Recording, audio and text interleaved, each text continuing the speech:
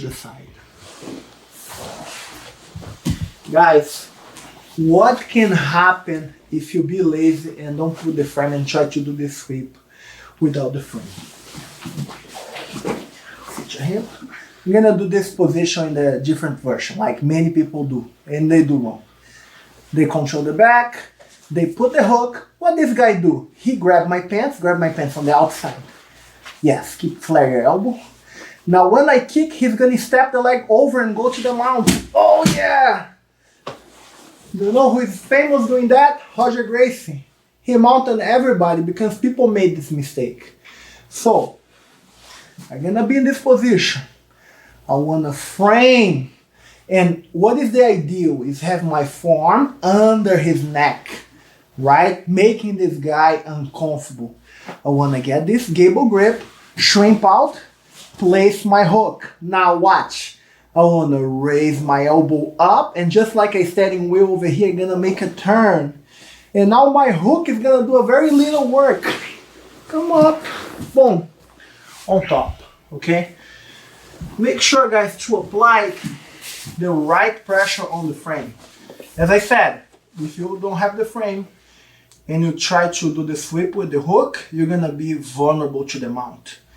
My intention is placing the frame, making the guy uncomfortable. Immediately, the guy have the frame, he's gonna like, he's gonna defend that. He's gonna try to push my elbow. He's gonna be worried about his neck. He's very uncomfortable. The more pressure he put on top of the frame, the worse it's gonna be for him. He's gonna basically be choking himself over there. So, once more, head control, frame in place, watch.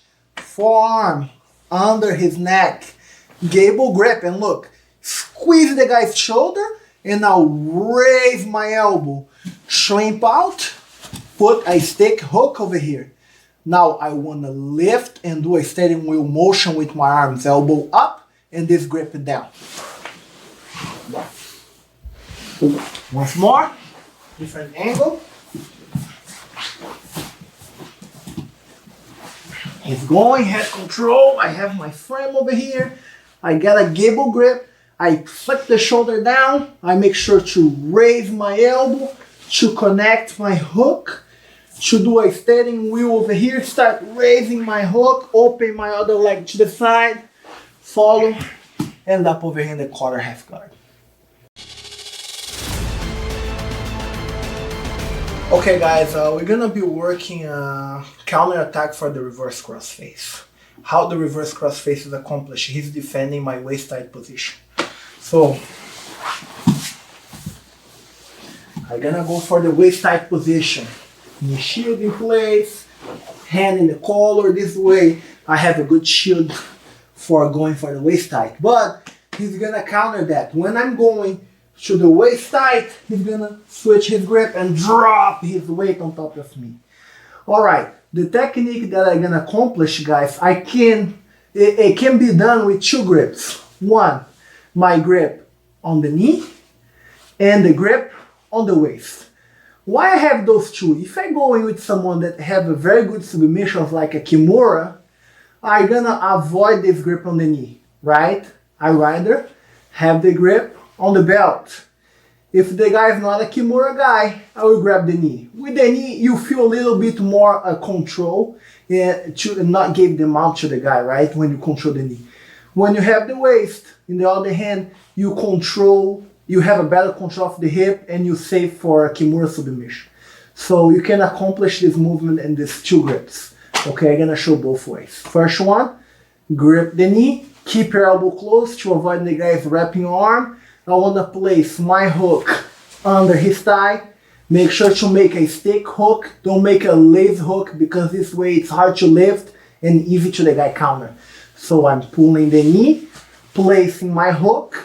My other hand, I bring the guy over. You see how I rotate my hip, bring the guy over, control his pants.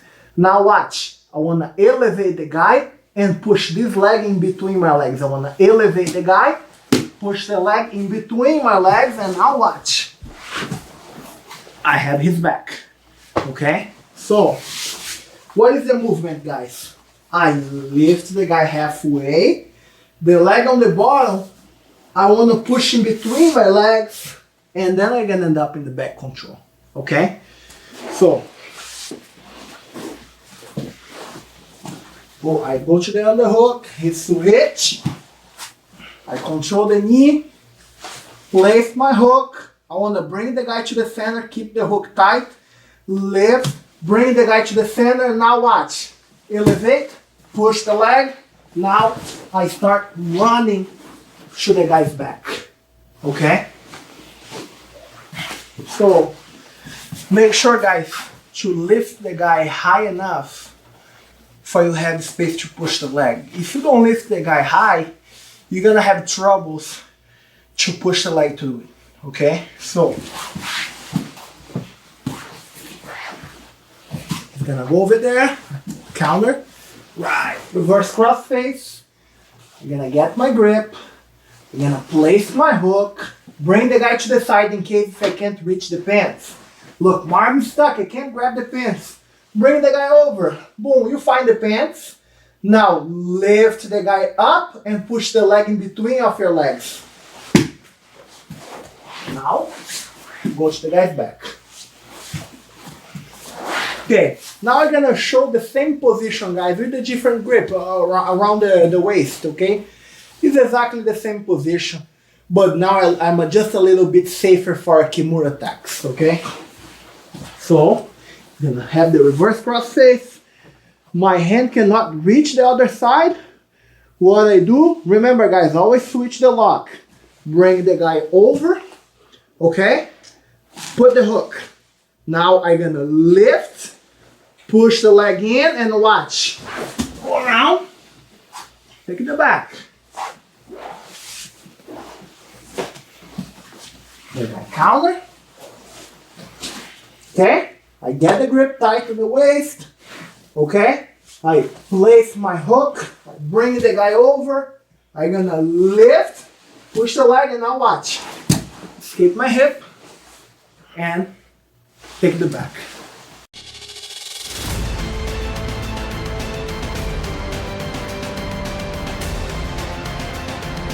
Okay guys, now we're gonna be working a series of the reverse of the hook pass. How to counter the reverse of the hook pass, okay? So, this position, if you don't know any counters, your half guard will be dead, okay? So this is a very efficient way to pass a half guard, okay? So, how this position happen is when I don't have a knee shield, the guy already beat the knee shield, but I'm pushing the guy over here. So the guy pushed my elbow out of the way and he's swinging that arm over there, right? Now guys, you have to pay attention how high the guy's head is. If the head is high or if the head is low. It depending on the guy's height of the head is gonna depend what I'm gonna do. If the head is high, I do one thing. If the head is low, I do another thing. Pay attention of the side you lock your half guard. If you lock the half guard to this side, you're very vulnerable to mount position, right? I wanna always, when the guy is in the side position, step over his thigh over here.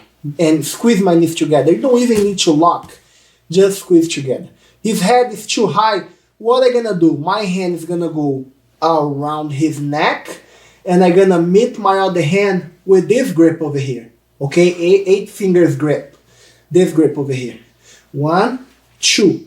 Now guys, once I have this strong cross face, it's hard to the guy stop me. I can open and I can bridge. And I go on top. Okay? So,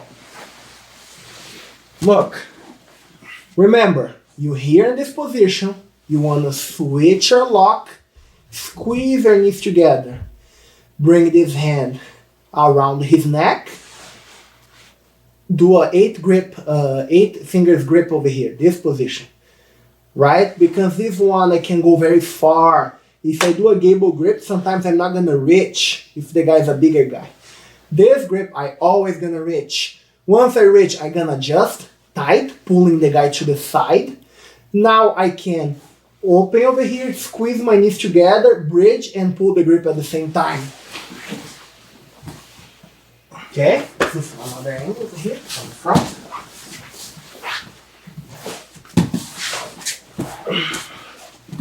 The guy goes for the reverse underhook. I switch the lock first. My arm is gonna go in front of the neck and immediately I lock, right? Now the guy is unable to put pressure on top of me because he's already leaning back. Now I can open the half guard, but be cautious and squeeze your knees together, all right? Now you bridge over, boom, and you end up with a nice sweep. Again.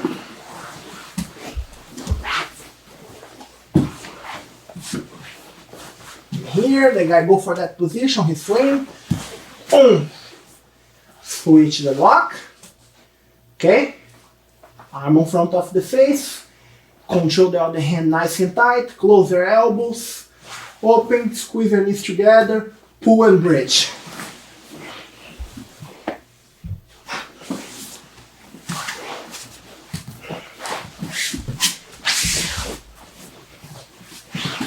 Switch.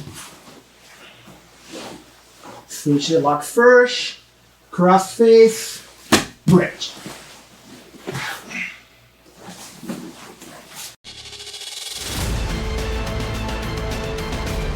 Okay guys, we're gonna be working a counter attack from the reverse underhook pass, okay? So one of the counters that I have is a transition to the back, okay? So thinking about the guy is turning, he's giving the back to me. Why you would not take his back? So it's one more option that you can add to your game. So the guy is going for the reverse underhook. Boom.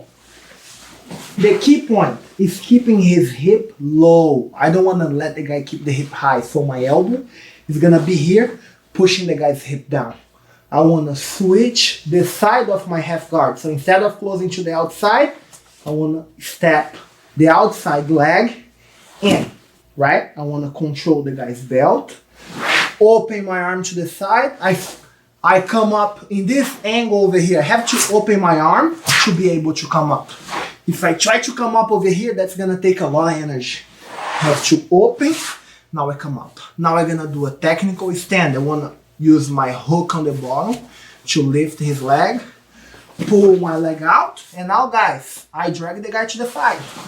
He's round my lap, just turn it around, place my hook.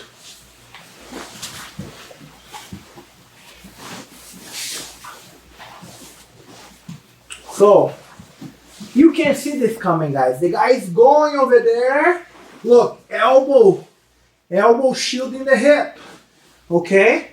Control the belt, keep the guy as slow as possible on your hip. Switch the lock, pull his leg. Now watch, open my arm all the way up, come up in my elbow. Lift his leg to have room for my other leg escape. Now guys, this transition I'm showing slow, but when you're rolling, if you're in this position, I'm also exposing my back. So once I go over here, I have to sit back immediately. And now I can take his back. All right?